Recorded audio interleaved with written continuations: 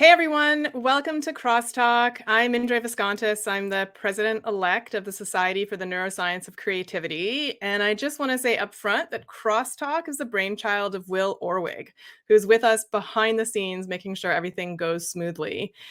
We are so excited today to essentially listen in on a conversation between Susan Rogers, who's a neuroscientist, studies music, has written a great book called This Is What It Sounds Like. So I have it right here. It's excellent. And it's all about how it is that our brains process sound, especially as it pertains to music. And she builds on her experience as a sound engineer, one of the very first women sound engineers to have a successful career, including working on Prince's quintessential album, Purple Rain. And she's invited her friend, Ed Robertson, whose music I grew up with. He's the lead vocalist for the Bare Naked Ladies in Toronto, where I grew up. That was like the anthem to so many summers of my childhood. So welcome, Susan and Ed. I'm so thrilled to listen in. And of course, if any of you in the audience have questions for us, feel free to put them in the chat and we'll get to as many of them as we can. Hey. Thank you, Indra. It's so thrilling to be here. Really thrilling. Not only with Ed, whom I adore and respect, but with other neuroscientists. So it's a big day for me. Yeah, so let's just kick off with a sort of discussion about creativity. I mean, that's obviously what our society is most interested in. Ed and Susan, just for your own information, studying creativity as a neuroscientist was kind of taboo up until almost very recently. In some cases, it still is. You just didn't tell anyone that that's what you were interested in because it was considered soft. And in the last few years, we've really sort of built up this whole community of like-minded researchers, and the tools we have to study the brain are so much better. So, Susan, this is not news to you. I'm going to let you kick it off and have some questions for Ed. It's an interesting adjective you used, soft. How can a science be soft? I mean, really, there are differences, we all know this, between people who are highly creative and people who aren't. And those differences must have a physical correlate. There has to be some reason why some people are more creative than others. And I think it's great that science is now exploring what the hell is that? So I'd like to ask Ed, this is going to be hard, but I know you can answer it. What on earth does it feel like at that moment where a thought comes into your head and you say, this is going to be a song?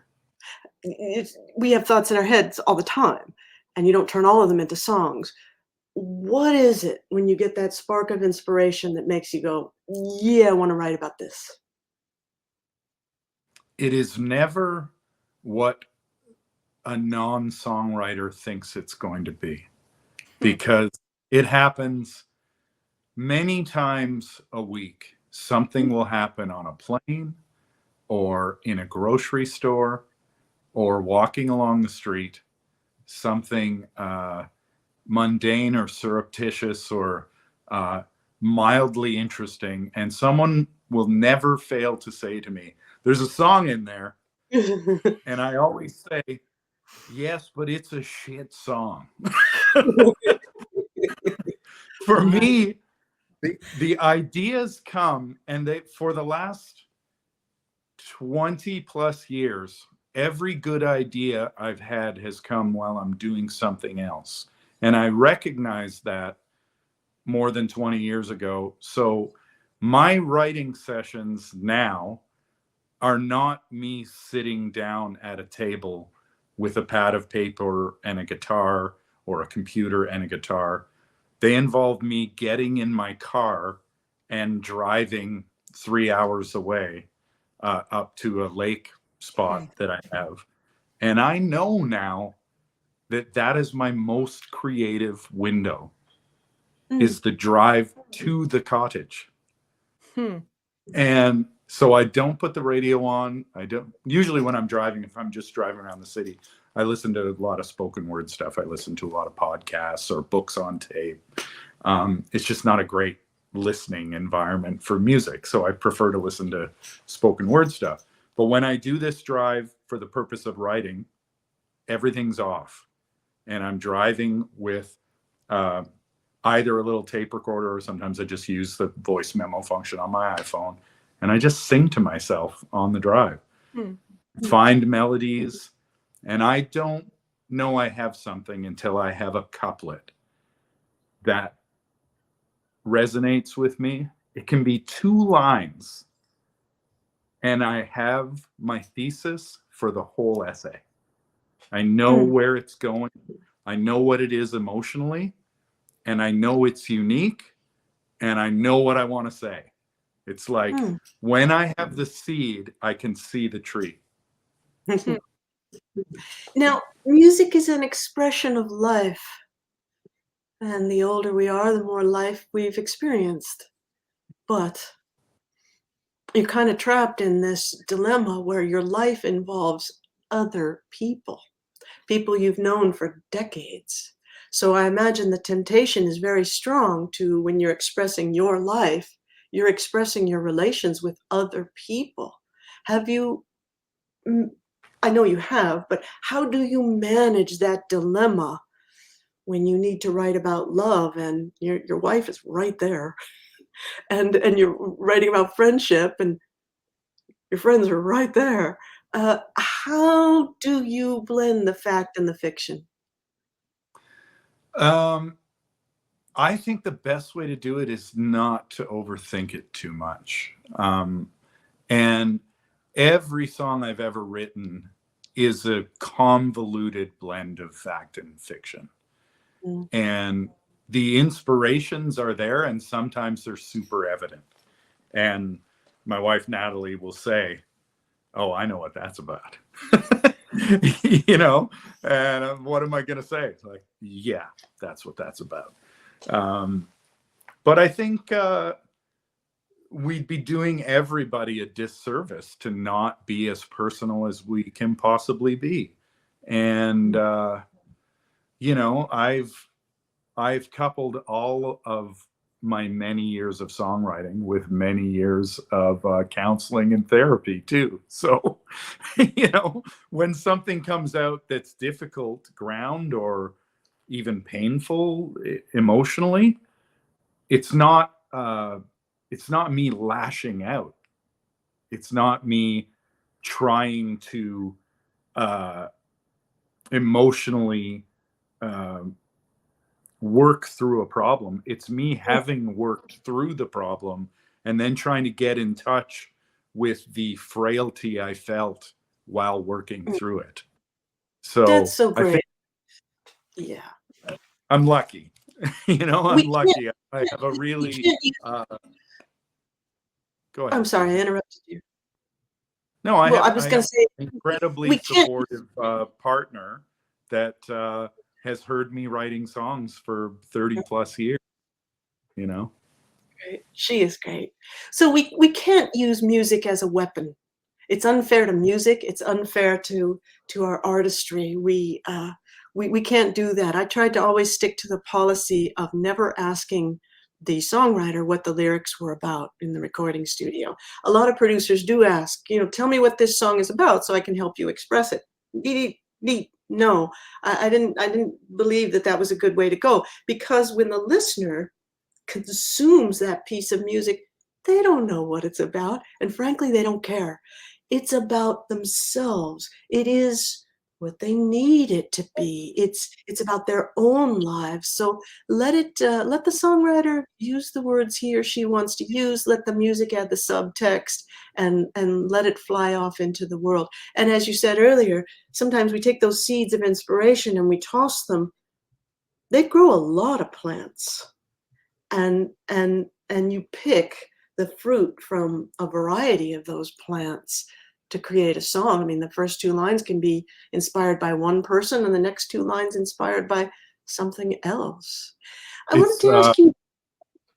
It's Please. a really interesting thing when you write a song about something and it's been out in the world for a while, and somebody tells you what it means to them or what their interpretation of the song is. And in a few cases, it's actually swayed what I think the song's about. Hmm. You know, I had a friend from high school interpret a song on our second record. And he said, "Was this what you were talking about?" I was like, "No, that never occurred to me, but maybe subconsciously that's what I was trying to express." And it makes more sense in that it was kind of impressionist to me. And he really pulled some very literal threads out of it. And it made more sense to me. And now, to me, that's what the song's about. It's not what I intended. That's really cool. I wanted to ask you about something else that I've observed in songwriters. And I'm going to call upon or refer to Tommy Jordan, who's a very prolific songwriter. Tommy is so accustomed to writing lyrics that the poor man who can write a song, and usually does write a song every single day, the guy will take 2 days to write an email. To think in terms of concise, cogent statements that don't rhyme. It's really difficult for him. And in conversation, he goes on and on and on. This might just be true of Tommy, but I've observed it in other songwriters.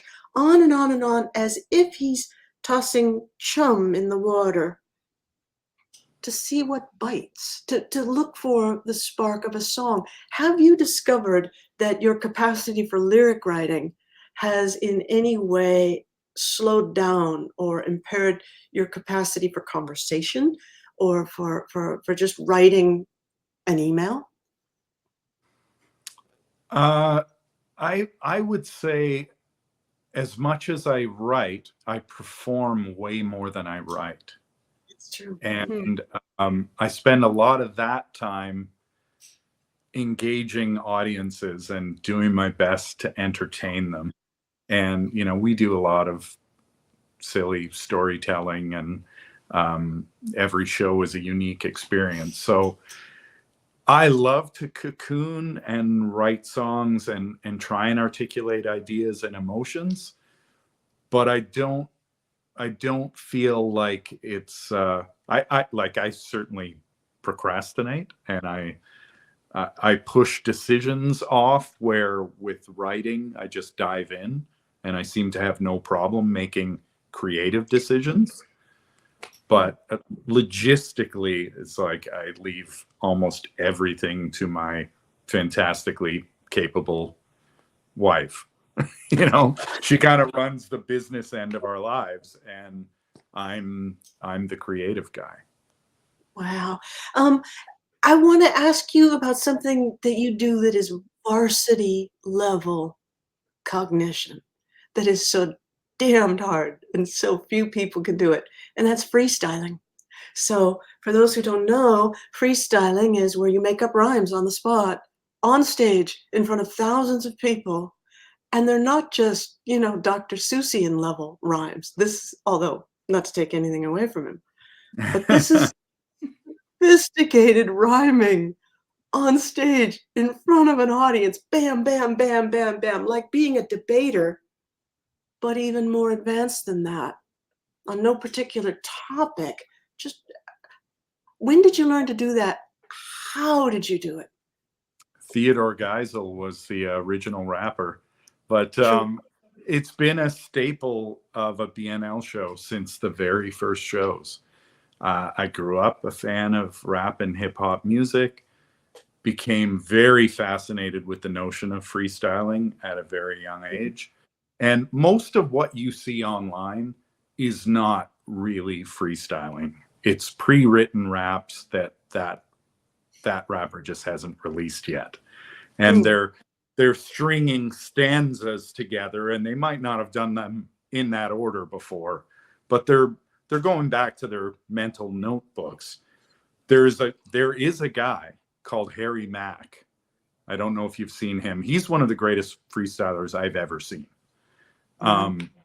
But it is the essence of a show to me. I know the songs are going to be great. We rehearse, We've been playing them for years. We're all proficient. We're good singers, good players. That part of the show is going to be great. For me, the whole show hinges on those freestyles and those improv moments and the stories in between the songs. I never think about how 1 week's going to go. It's going to be fine. It's going to be the same as Portland, but it's the freestyle about my walk around the city that day and whatever happened on stage that night or something that came up in conversation. To me, that's the whole show. And it's the most exciting part of the show. And I've often said to people, the superpower of Bare Naked Ladies is that we do not care if we make mistakes. And if you don't care if you make a mistake, you're unbridled. You'll try anything, and I just love that. And freestyling for me, it's the ability to form coherent sentences while thinking ahead to how you're going to construct the rhyme. You're thinking about the story.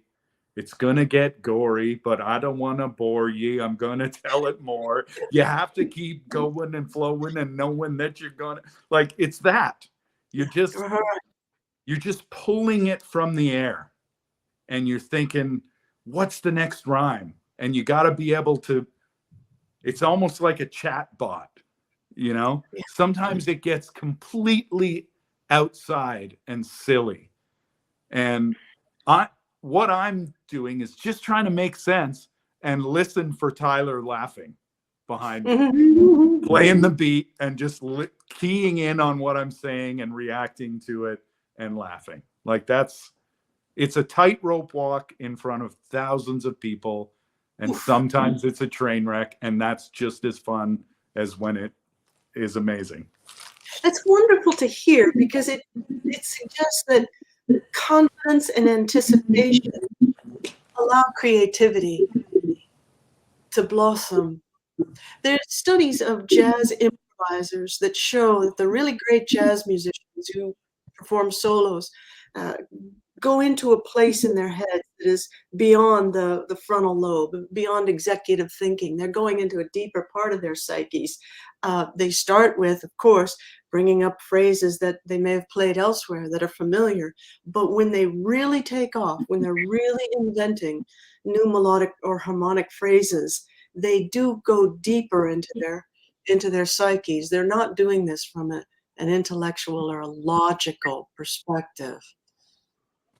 I was thinking about the joy and the excitement of performing. I did a charity thing the other night here in Toronto to benefit Sick Kids Hospital, and it was a bunch of fancy musicians and lots of very capable performers. And one guy who was a big donor to the charity, who had never performed in front of a crowd before.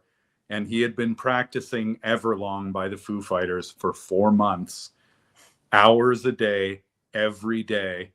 And he was so nervous, 6'2", super handsome venture capitalist dude who had donated a bunch of money, and he was going to get to play a song in front of the audience with the house band. And he was really nervous. And he said, "What advice do you have?" And I said, "Don't go play for the audience. Go play with the audience. They are all rooting for you. You've been practicing for 4 months, and right now all you're thinking is, I hope I don't screw it up. I hope I don't screw it up. I hope I don't embarrass myself. I hope I don't screw it up." I said, you have to throw that all out, get up there and notice how lucky you are to be in front of a room of people that are so excited for you.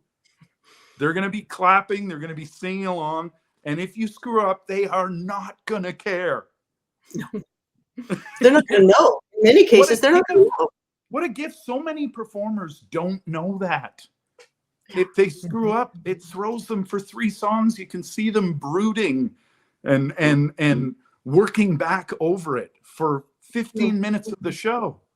who cares? Like, my favorite part of the Van Halen concert when they played here in 1984 was when David Lee Roth shouted, "Guess what, Toronto? I forgot the words." And everybody cheered, and I'll never forget that moment. You know? Yeah, That's it's like, exciting. I'm going to jump in and just say Yo-Yo Ma sort of has talked about the same thing about like he feels like his performance really starts to start after his first mistake, and that then he can like let go of this, need for perfection. And in fact, sometimes I think the audience likes it more because now they feel like, yeah, you're human and you're just like me. They can relate to you. Yeah, and it's a real moment. I heard an interesting thing on a podcast the other day. I love the magician Penn Jillette, so I listen to his podcast every week. And another musician was on there, and he was talking about what it feels like to have a good show. And he says, ironically, sometimes the shows where I walk off the stage feeling the best are the shows where I've made the most mistakes. And he said, I think it happens because as soon as I make a mistake on stage, I'm aware of it. I immediately realize that's why that mistake happened. I'm not going to let that happen again. And I feel like I've corrected it. He said, I can have a show where I have 15 mistakes and I walk off the stage thinking that was a great show, only because I learned a lot. And it is true that after a bad show, you leave the stage being a much better musician than after a good show. Because after a bad show, you do that Scarlett O'Hara thing, as God is my witness, I will never do that again. So I think that there's probably a lot to be said about that learning on the spot, even in front of an audience. Well, we also have a really the relationship in our band is very supportive and there's a lot of humor involved. So we have a rule on stage. If anybody makes a mistake, nobody can look at them right away. So it happens in a lot of bands. Someone will play a clam or make some sort of error, and everyone in the band looks over. Like, what was that? So our rule is always, you just keep doing what you're doing. And after a few bars, you do an acknowledgement. Like, yeah, I heard it. But we walk off stage after a show, and if someone has made a glaring error during the show, I guarantee you, we are in the wings after the show crying with laughter about the mistake. Making fun of that person, they're owning it. It's not you messed up my show. It's, oh my God, when you played that sound in the middle of that chorus that was the wrong patch, it took everything I had to not burst out laughing. And all of us are laughing. And it's a real gift to not be so consumed with perfection, to enjoy the errors and laugh about them is like, it's the greatest thing. It takes all the pressure off performing. Yeah, the operative word in music is play. We don't work music, we play music. And so as we play, there's room for all variations of expression, perfect and imperfect. I'd love to hear Susan and maybe Ed's perspective on what happens in the recording studio. Like, Susan, how do you make people, or how did you make people when you were in the studio with them feel comfortable, as if it's a kind of, to not lose that sparky live presence when now you're paying a lot of money for each take, like it's got to be perfect. How does that dynamic work out? Funny thing, because sometimes there's too much emphasis on comfort. There's got to be tension on the line. There's got to be some tension. If you're too comfortable, I think you fall into a trap of thinking that this is going to be easy and we're going to nail this. And it isn't easy. And you might not nail it. It might not be good. So you want pressure, some pressure in the room to keep you moving forward and to help shape this object that you're creating into something that can be competitive, because your competition is in the studio next door and they're working really hard. So yeah, you need to kind of know how much weight to put on the gas pedal. So if you pressure artists too much, they're going to spin out of a turn and you're not going to get anything from them. And if you pressure them too little, you're just going to cruise and your competition is going to soar past you. So there's kind of an art to learning the conditions under which people are their most productive, and then trying to maintain that pace throughout the length of a record. In the case of Bare Naked Ladies, well, it's not hard because they're such great musicians and they're so creative and they're so accomplished technically. They're going to deliver.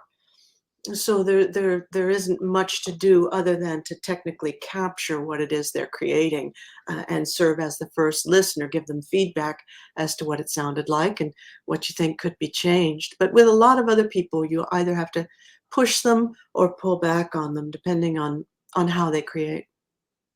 I think what Susan brings to a session, though, is as an artist, you feel absolutely certain that she cares about every aspect of what's happening.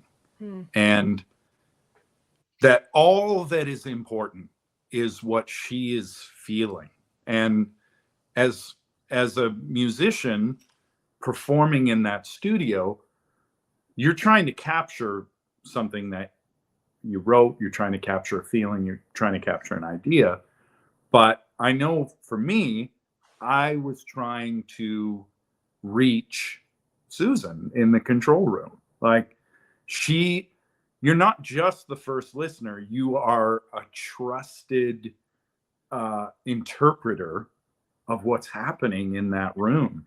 And as a band, that's the most important thing about working with a producer. You have to trust them because you're in the room trying to make something happen with a group of people, and Susan's out there hearing it through the speakers. You don't hear it the same way in your head. You're focused on your performance, you're focused on your vocal, whatever it is, and Susan's out there as an active listener, engaged only in the most important thing. How is it coming across? And she's not part of what am I putting into it? What am I trying to make happen? She's out there perceiving the whole thing as a unit. And I know that we just felt like we trusted her implicitly because the way she talks about music and the way she talks about performance and songs, every chat that we had before trying to get a take informed what we were trying to accomplish there. And it's like you have a partner, you have someone that becomes like inside the band. You know, they're the person you trust the most in that moment to help. You know, you might play 12 takes of something, you know, and then Susan would say, come in here, I think you're spinning your wheels, I think we had it on take 9. And you know, someone might say, oh, but I screwed up this. Who cares? It sounded great. You didn't play what you intended to play, but there was something magical about the take. And to have someone out there you trust to tell you, no, you got it. It's come in and listen. You already got it. Thank you. That's very kind. You know, in the studio, the musicians are on output. That's the job. They're performing. They're putting music out there into the world. And the producer's job is to be on input. Music happens at the consumatory phase. Music happens when we listen to it. And when that product gets out there in the world, a million different brains, if you're lucky, will listen to this. And it's one thing to everybody in the studio. It's a million different things to those millions of brains out there. It's a different record to everyone. So someone needs to be in the role of taking all those musical sounds and parts and ideas in, and then listening really deeply and letting each one of those elements of a record spin around up there so that you can go seeking treats. You listen to that groove. Is this groove pleasing to me?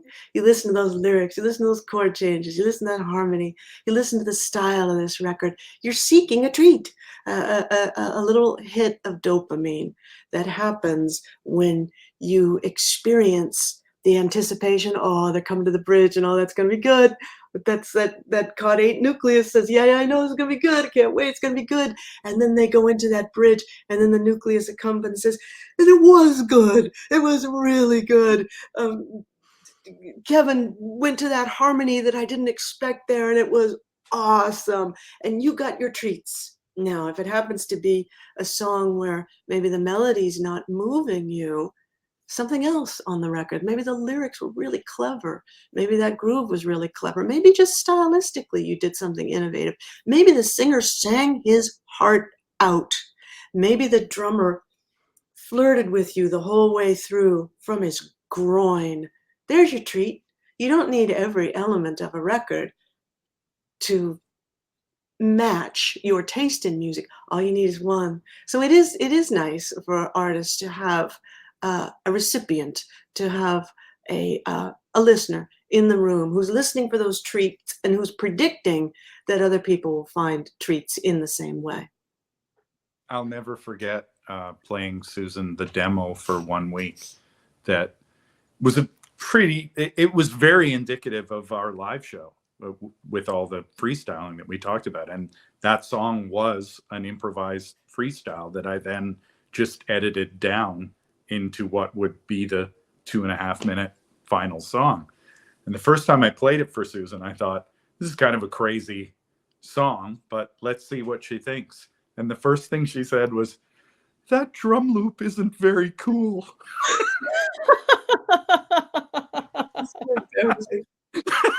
She was right. She was right. And, I think in our heads, we were trying to make this hip hoppy kind of thing. And so we had this totally jive drum loop.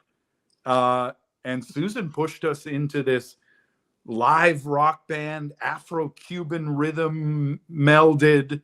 Like, it went in a completely other direction because you heard what was great about it and pushed us into new territory with it. We might have been trying to copy modern hip hop at the time. And instead we just made it very Bare Naked Ladies. And that's what it needed to be. Yeah, that's really good. And as you're scanning the elements of a record or a song for treats, you're imagining the distribution of the weight. So many records are vocal driven, lyric driven. Bob Dylan doesn't need a funky drummer. It's all of the weight is in the lyrics, and other artists, the weight is in the melody. And for many artists, the weight is in the rhythm. You're in good shape if you've got a record with clever lyrics that also has good melody and has good rhythm. That's a bit of a formula for pushing that record up to reach more listeners. So you can't be perfect at everything, but you do try to balance that weight so that you're strong in many different areas. And I wanted to ask you about writer's block. When does it happen? Can you predict it? Can you get over it? Never heard of it. I don't know. I haven't had bad writer's block. I've had maybe times when I feel a little less inspired, but I never, and I've always been pretty good about not dwelling on it. I think the best thing you can do if you're blocked in any way is just do something else.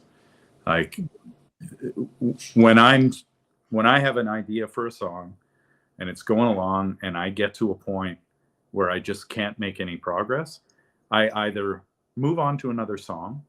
I always have many songs on the go.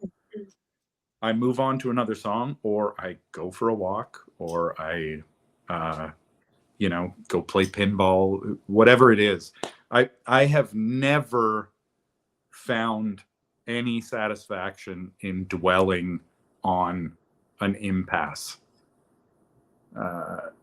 I can't think of a successful time when I have tried to scale an impossible wall and found my way up it. I go around, or I go under it, or I go do something else and come back and find there's a door in the wall now. But I think trying to scale something where you don't know, you haven't seen the footholds yet, you just can't figure out how to get up it. I just go the other way. I go to another song, or I go to another activity and come back to it later. And then it's like somebody has drilled all the climbing wall holds onto it, and I find my way up it easily. But I've never found a lot of success standing there and staring at the wall. I'm sure a lot of our colleagues in the society are nodding their heads, because a lot of the recent work has been in how these different networks, one that Susan was mentioning, sort of the prefrontal cortex driven, logical, rational, motivational, like strategic planning part, can sometimes get in the way of our creativity. And you want to let the default mode network, so daydreaming, mind wandering, taking a walk, really let the ideas bubble up rather than search for them in a strategic way. That's where a lot of the research is going. But I've never heard that analogy of and then when you come back to it, you know exactly where to put the footholds and handholds. That's really fascinating to me about it's not just that you come back and you have this idea, it's like you also know where to go with it. Which is interesting from a previous state of total impasse. Right? It's very interesting. And I think, I noticed a long time ago that I am the most creative when I'm doing another task, when I'm driving, when I'm walking, when I'm occupied with something that is engaging a very literal part of my working mind is engaged in an activity like driving. It really just frees me up creatively. I want to ask about something. There's something I tell students, and I might be completely full of shit, which is a bad way to be talking to students, but I think I'm right about this. I tell students that we can think of creativity a little bit like the seasons. And I have known people who were most creative during the winter of their lives, when things are dark and cold and maybe they're depressed. That's when they get to writing. And then other times there are people who are most creative in the summer of their lives, when things are great and established and everything's going well. And that's when they write a lot. And then there are people who do an awful lot of writing during the springtime of their lives, when things are changing, when they leave home and come to college for the first time, or when they just broke up, or they just started a new relationship, during that fertile period when there's a lot of change. Do you feel like your creativity has emotional seasons, and that there are conditions under which you are most creative?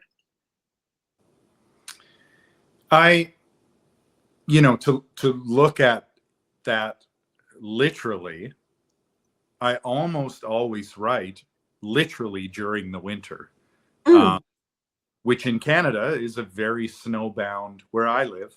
It's frozen lakes and snow-covered ground and ice, and because we tour in the summer and we make records in the spring, and so I have the winter to write. And I think, but if you're speaking of emotional seasons, to me, I think emotionally, I'm fertile in the fall. If the spring is a time of planting seeds and making records, and then summer is harvest season, where you go out and you really work the fields. It's the reflective time after that. It's the canning season. That's brilliant. Yeah, that's brilliant. I'm gonna remember that and feel more confident now when I talk to students about this. Yeah, you're not full of shit. Yeah. Okay. I'm going to bring up a question from our audience from Adam Green, who was our former president at the society. He was asking whether knowing, this is for either of you, knowing more about what's happening in your brain during the creative process, are there times when that has hurt your creativity, or has it just always been helpful? I think all knowledge is good. And I think if you understand more about the way your mind works, that just gives you. I've always been fascinated by science of all types, and I find it really engaging and interesting. And I think it's a totally different thing to understand the neuroscience of your pink computer and to engage in the work. I think it's interesting to understand. I can't imagine it being an impediment to the creative process to understand what's going on from a neuroscience perspective.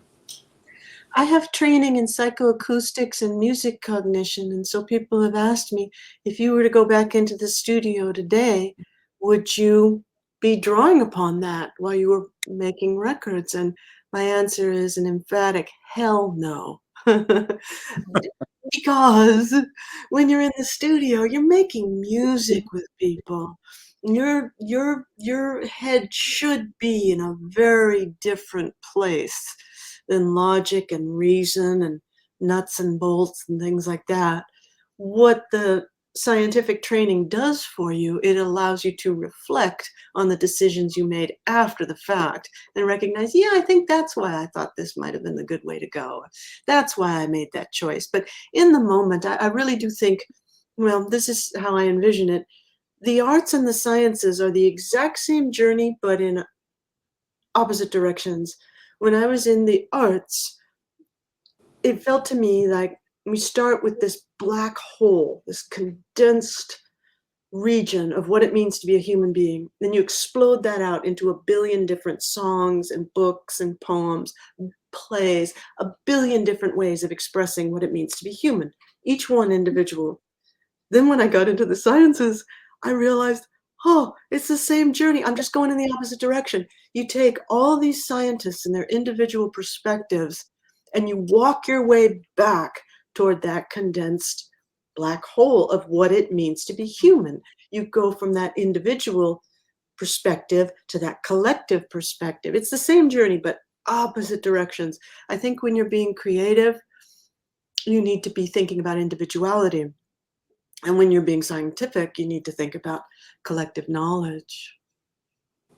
I think if I can extrapolate a little bit, having been a songwriter for a long time, I think when you start writing songs, you think about this abstract notion of the muse and when the muse strikes, and I need to put myself in the condition, and I need to be listening, and I need to be in touch. And as you write more and more songs, you start to learn your craft, and you start to realize that you need to be more diligent.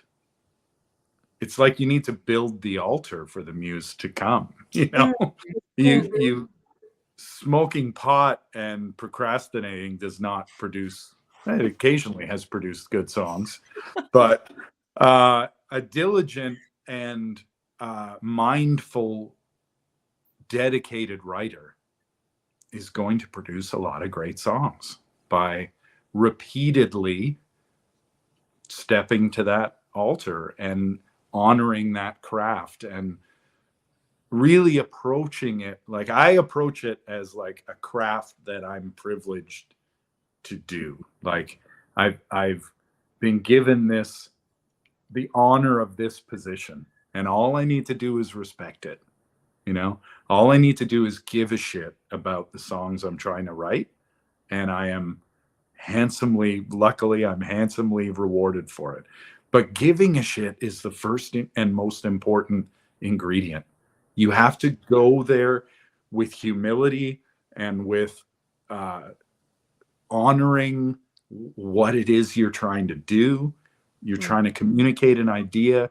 You're trying to connect with people. You're trying to entertain people and engage them.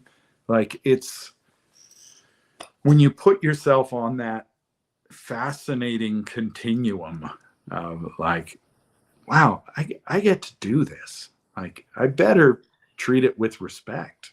You know, it's, I'm very deliberate about songwriting. And when it's not time to write songs, I go do other things. And when it is time to write songs, I work very hard at it. Mm. My friend Tim, a sculptor, says craft is what sustains you when art fails you, which it will 90% of the time. Your inspiration, those moments of art, original thinking, are small and few in comparison to the hours you spend on your craft. Those with the highest level of craftsmanship can go for the longest amount of time without needing inspiration to strike. It's really important for young musicians to learn that you need to be facile on your instruments so that you can express the ideas that come in your head. Yeah. Oh. Susan's gonna take a drink, so I'll jump in and say, you know, there's this myth that you need to be tortured to be an artist, and in some ways, the music industry has created a lot of stressors on musicians, and they're, you know, even though we sometimes think of music as a kind of healing art form, there are a lot of musicians who suffer from mental health problems. I wonder, Ed, if you could tell us what you think about sort of, you know, this relationship between music and mental health, and, you know, have you found that music helps you deal with these stressors, or has it just made them worse? I think I don't think mental health issues are more prevalent in music than they are anywhere. I think artists by vocation are expressing themselves, and so maybe we get a window into their struggles or their mental illness. I think it's luckily, I think we're living in a time where it's becoming less and less taboo to talk about mental illness or struggle in any avenue. I don't think it's unique to art. I just think it's unique in that artists express it maybe more than people in other vocations. But I think it's everywhere. I think tortured, you know, quote, tortured artists or people who are struggling can produce fantastic art, but I don't think it's a prerequisite of producing art. And I certainly don't think it produces the best art, but it does produce a window into a way of thinking or a struggle or an emotional journey or trauma.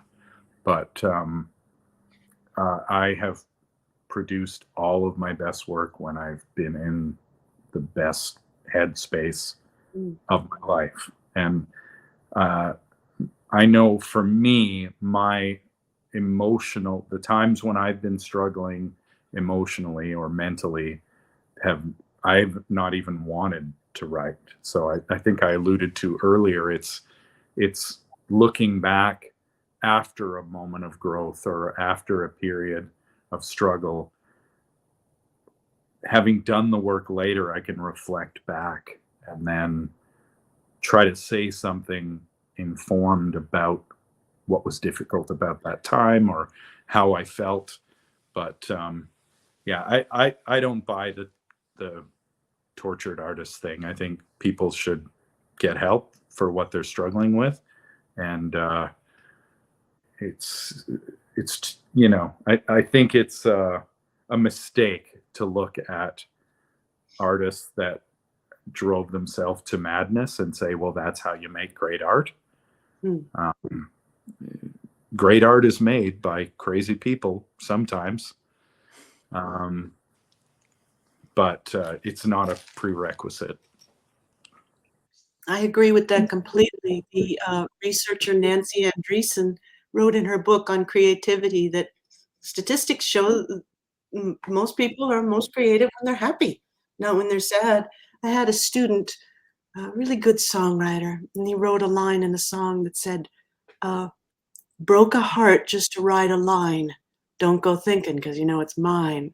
He broke up with a girl to inspire his creativity, broke his own heart. And I was thinking earlier today, I don't know why this popped into my head, but I was thinking of Prince's song, Mountains.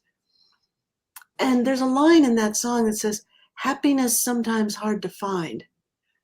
What would cause this guy who was on top of the world in 1986 to write happiness sometimes hard to find? Just because we've achieved all our creative dreams, it doesn't mean that there are no more problems to solve. Sometimes being very creative can be socially isolating, and it can hurt your social life, which can cause problems that you have to solve. So there is a corollary with creativity that can introduce some problems. Sarah Faber in our audience is asking about uncertainty in music and science. It's a feature of both music and science, and she wonders if either of you have thoughts about, how to handle uncertainty and whether one or the other discipline trains you more effectively to just be comfortable with the uncertain.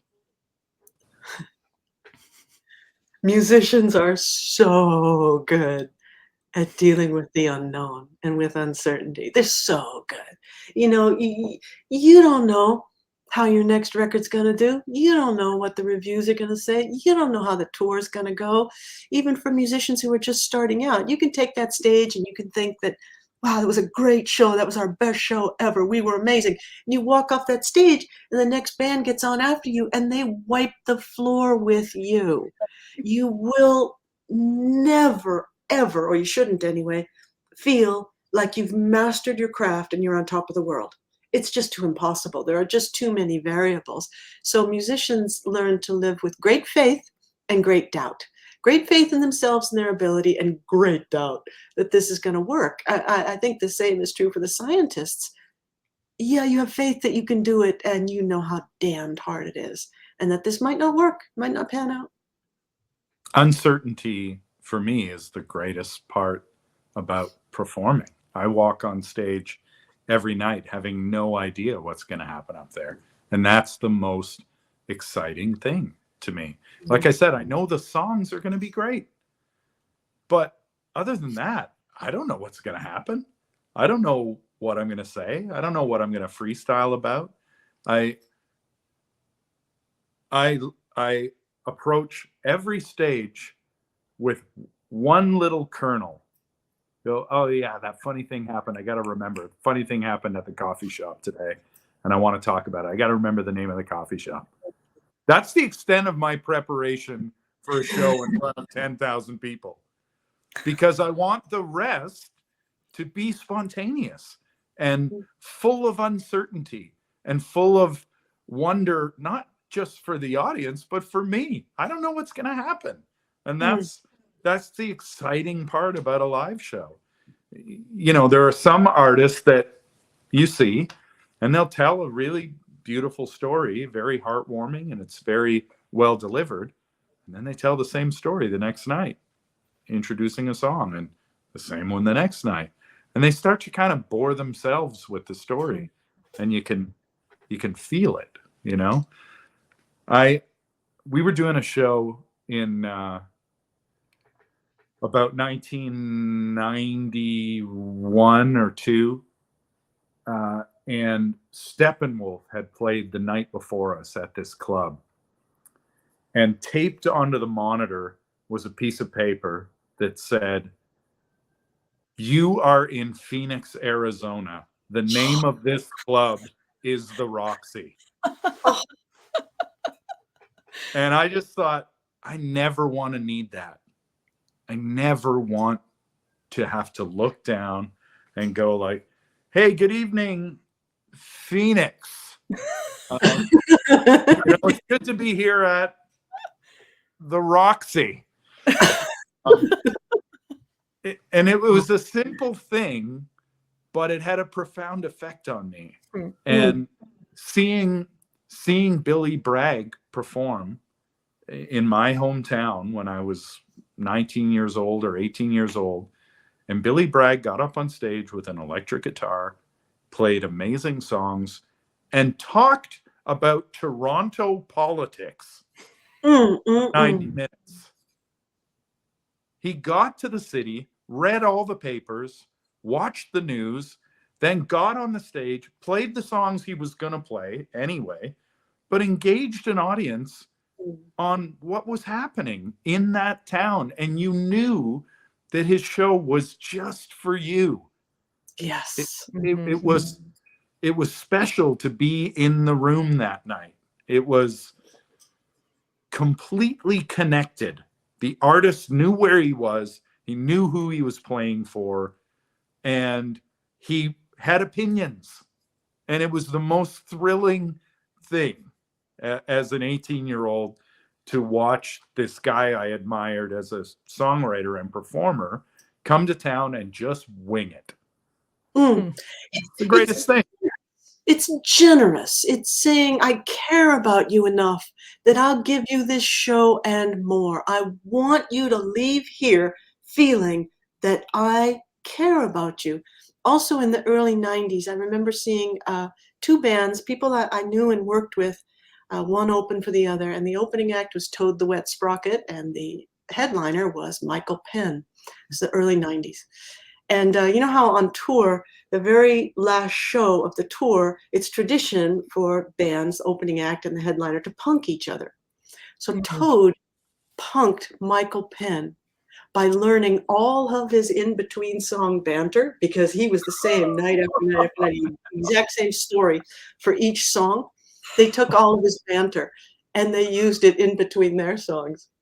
They used all of his stories. Yes, that's amazing. And Michael, who was kind of a nervous fellow anyway, came on stage because he's hearing all this backstage, and he was truly at sea. He was truly at sea. He was just stymied.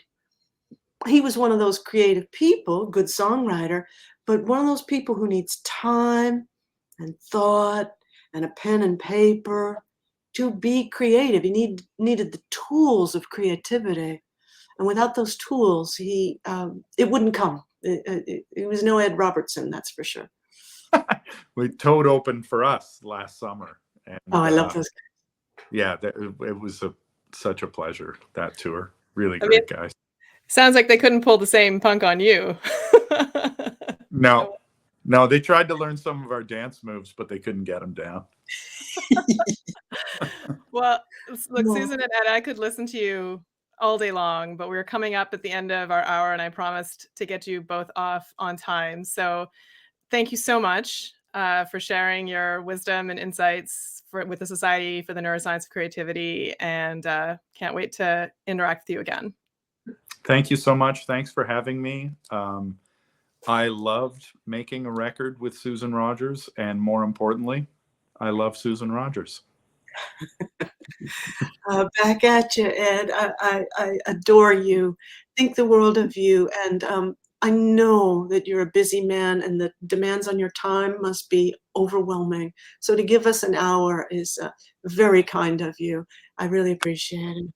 Oh, it was absolutely my pleasure, and anything for you anytime. I mean that. Thank you. When will the record be out? None of your business.